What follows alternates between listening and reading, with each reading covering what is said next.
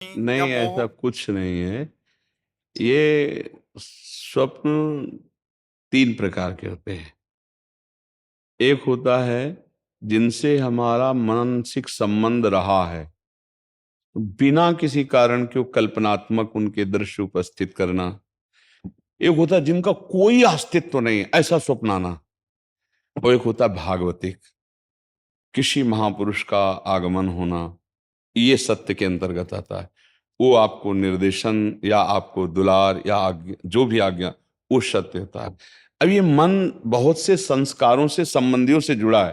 तो आप देखो, कोई इतना ही स्वप्न थोड़ी आता है, कितने स्वप्न आते हैं जिनका कोई मतलब नहीं है। ऐसे ही ये परिवार के सने संबंधियों का जो आता है, उससे दुख सुख का लेना देना नहीं है। हाँ, ये जरूर है कि हम अपने जीवित अवस्था में कर्तव्य का उनके साथ पालन किया कि नहीं किया। अगर किया तो धन्य है, अगर नहीं किया तो अब कर लेना चाहिए। उनके प्रति नाम जप करना, उनके प्रति दान पुण्य करके उनको प्रदान करना। जैसे पिता है या पितामह है, ये हम यहां से जो भी दान पुण्य करेंगे, जो भी अनुष्ठान कराएंगे, वो ट्रांसफर हो जाएगा, उनको पहुंच जाएगा। ऐसा विधान है। इसीलिए परिवार में चाहा जाता है कि कोई हमारे हो जो कम से कम हमें दान कर सके, पानी दान कर सके, अन्न दान कर सके, या कुछ ऐसा।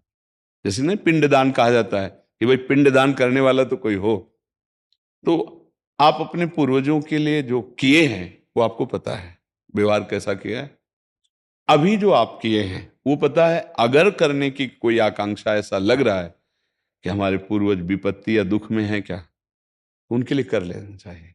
श्रीमद् भागवत का संस्कृत से अनुष्ठान कराना, गौ ब्राह्मण संतों की भोजन आदि करा करके वो सब दान उनको कर देना, मंत्रों का जप करना या नाम का जप करके कीर्तन करा के उनको प्रदान कर देना। इससे उनका मंगल, जहां भी होंगे, जिस योनि में जहां भी, उनका उत्थान होने लगेगा, उनकी उन्नति होने लगेगी। ऐसा। और खास भगवान या भगवान के भक्तों के सिवा स्वप्न में जो कुछ, सब मिथ्या ही होता है। जैसे आप स्वप्न में देखते हैं मैं ये कर रहा हूं, मैं ये कर रहा हूं, तो कुछ होता है क्या? कुछ नहीं होता। अब लोग उसी में फंसा देते कि इस स्वप्न का क्या मतलब हो सकता, कुछ नहीं हो सकता, स्वप्न है। राजा जनक जी एक बार सैया में पड़े सोए और स्वप्न देखला कि हमारा सारा राज्य छिन गया और मैं एक भिखारी बन गया और बहुत भूख लगी है। अब मांगे तो थोड़े से चावल और दाल मिला, तो मटकी में, मिट्टी के पात्र में उन्होंने लकड़ी बीन करके खिचड़ी पकाई। और वो पक्के तैयार होने वाली थी, दो सांड आए लड़ते हुए, ऐसे लड़े कि पूरा बिखर गए।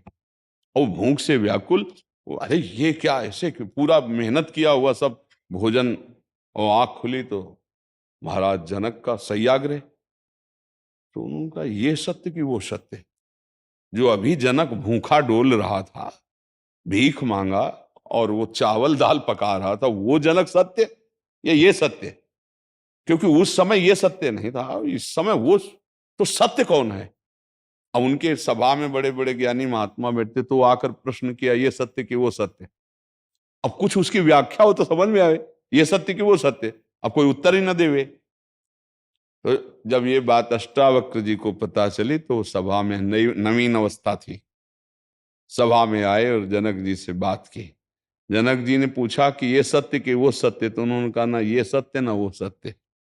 उमा कहूं मैं अनुभव अपना, सत हरि भजन जगत सब सपना। सपना तो सपना है ही, जागृत भी सपना है, सत्य है हरि नाम। तो आप ये समझ लीजिए, ज्यादा उस पर विचार मत कीजिए।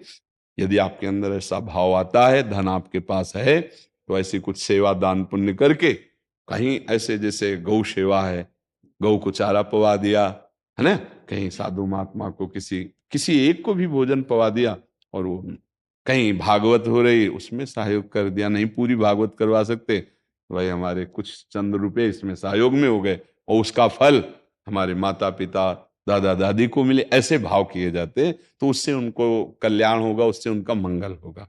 खुद नाम जप करे, मान लो एक बार एक माला में 108 नाम होते हैं, और 108 नाम जप करके हमने दे दिया कि हमारे बाप को प्राप्त हो, हमारे बाबा को प्राप्त हो, हमारी माँ को प्राप्त हो, तो उनको प्राप्त हो जाएगा, उनकी उन्नति होगी। एक नाम भी कल्याण कर सकता है। इसलिए स्वयं करे, अर्थ के द्वारा ऐसा करके कर दे, और बकाया ज्यादा स्वप्न का विचार न करे, ये व्यर्थ होते हैं।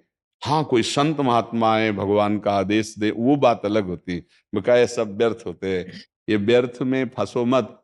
अगर स्वप्निक विचारों वालों से बात करोगे तो आपको फंसा देंगे। कुछ नहीं, जब जागृत स्वप्न है तो फिर स्वप्न तो स्वप्न ही है।